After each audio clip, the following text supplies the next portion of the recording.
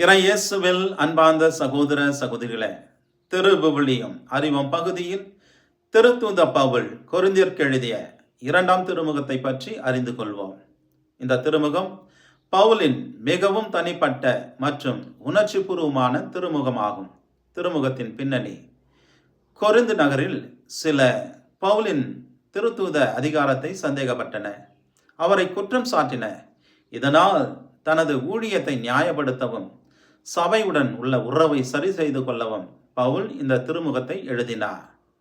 இதன் நோக்கம் தனது ஊழியத்தை விளக்கவும், மனம் திரும்பிய விசுவாசிகளை உற்சாகப்படுத்தவும், நன்கொடை கொடுப்பதை ஊக்குவித்தல் மற்றும் போலி போதகர்களை எச்சரித்தல் ஆகியவை ஆகும். திருமுகத்தின் பிரிவுகள்: பகுதி 1, அதிகாரங்கள் 1 முதல் 7. ஊழியமும் ஆறுதலும். பவுல் தன் உபத்திர அனுபவங்களை இங்கே பகிர்கின்றார். அப்பொழுது தேவனின் ஆறுதலை அவர் பெற்றதை பகிர்கின்றார். அவரை போல் நாமும் மற்றவர்களுக்கு ஆறுதல் அளிக்கக்கூடியவர்களாக இருக்க வேண்டும், சபையுடன் இணைந்து செயல்பட வேண்டும் என்பதை இப்பகுதியில் விளக்கின்றார். பகுதி 2, அதிகாரங்கள் 3 முதல் 4. புதிய உடன்படிக்கை.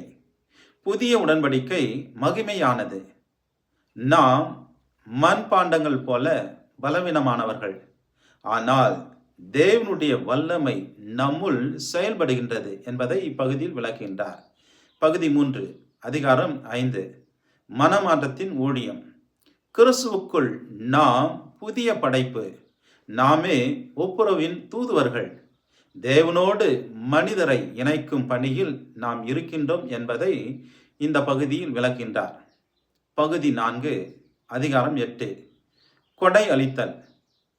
கொடுப்பது முக்கியம், ஆனால் அதை கட்டாயத்தின் பேரில் அல்ல, மகிழ்ச்சியோடும் அவற்றை இதயத்திலிருந்தும் தேவனுக்கு பிரியத்தோடும் கொடுக்க வேண்டும். கொடுப்பவர்களை தேவன் நேசிக்கின்றார், ஆசீர்வதிக்கின்றார் என்பதை இப்பகுதியில் விளக்கின்றார். பகுதி 5, அதிகாரம் 10 முதல் 13. அதிகாரமும் எச்சரிக்கையும். பவுல் தனது அப்போஸ்தல அதிகாரத்தை நிலைநாட்டுகின்றார்.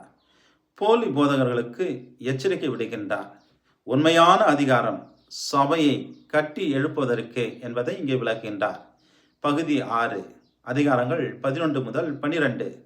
பலவீனத்தில் இறைவனின் வல்லமை. பவுல் தனது பலவீனங்களை பகிர்கின்றார்.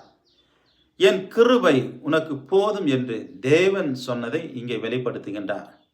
பலவீனத்தில் தேவனுடைய வல்லமை வெளிப்படுகின்றது என்பதை இப்பகுதியில் விளக்கின்றார். இத்திருமுகத்தின் முக்கிய கருத்துக்கள் அவை: நாம் துன்பப்படும் போது அந்த துன்பம் நம்முடைய ஊழியத்தின் ஒரு பகுதி ஆகும். 2வது, பரிசுத்த வாழ்க்கை அவசியமாகும். 3வது, உண்மையான அன்பு அதிகாரத்தில் வெளிப்பட வேண்டும். 4, பலவீனத்தில் தேவனுடைய கிருபை வெளிப்படுகின்றது என்பதாகும்.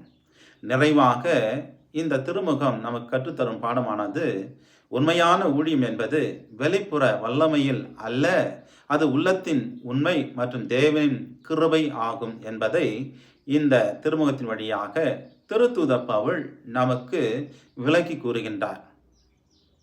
தேவனுடைய கிருபையை அனுதினம் நம்முடைய பலவீனத்தில் அனுபவித்து அவருடைய ஆற்றலோடு நாம் சான்று பகர இந்த திருமுகம் நம்மை அழைக்கின்றது. மீண்டும் திருவிவிலியம் அறிவோம் பகுதியில் சந்திப்போம். அதுவரை இறை ஆசீர்வாதத்தோடு இருப்போம். எல்லாம் வல்ல அன்பிறைவன், தந்தை, மகன், தூய ஆவியார் உங்களை ஆசீர்வதிப்பாராக.